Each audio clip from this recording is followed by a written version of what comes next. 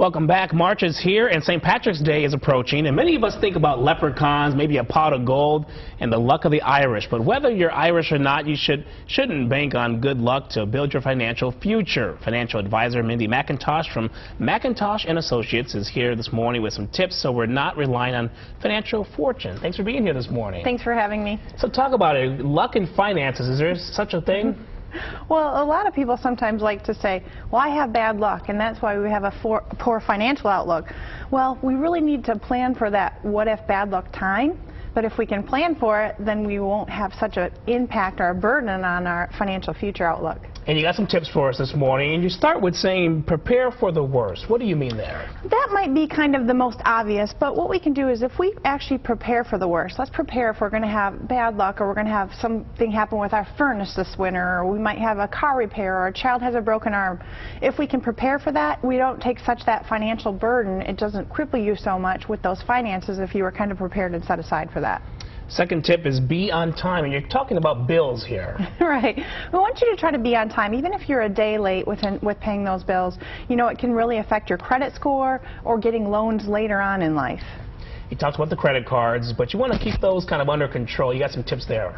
We want to keep that under control. We see our clients, the biggest factor is let's try to pay off that debt, especially with the credit cards.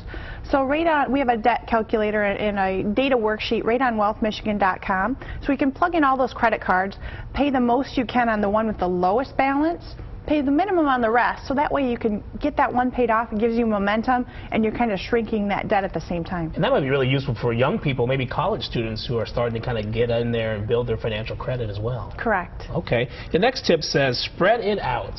We like to say spread it out. At our office, we use kind of a three-legged stool approach. We don't want you to put all of your financial tools in one bucket. Okay. So we kind of use three different buckets, one for your safe liquid cash or safe liquid money you need.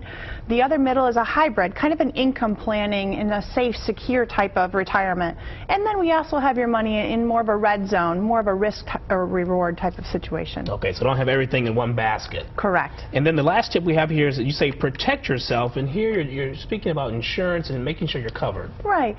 We really want to make sure you're covered, especially when we talk about loved ones. Let's protect your loved ones in case something were to happen to you, or when it happens to you, we can really sit down and figure out with our clients, how much life insurance do you need? What would happen if you were gone? How do we prepare for that? How do we prepare for long-term care needs or long-term care expenses when we're older? And then also we need to have that home and auto type of insurance as well too for protection. Some good information as we start our new month, and we'll have this information also on our website, abc12.com. Thanks, Mindy, for coming in. Thanks for having me.